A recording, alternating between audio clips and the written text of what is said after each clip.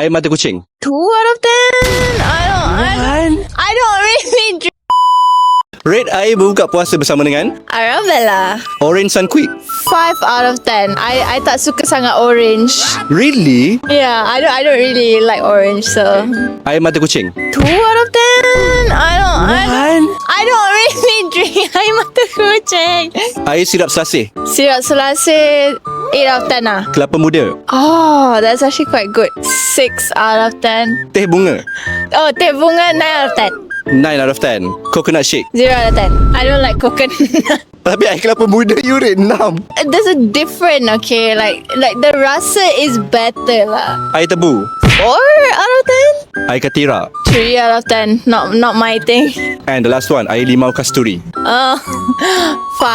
out of 10. I would rather choose just plain water. I would choose mineral water. I jenis yang tak suka minum manis sangat. Suka.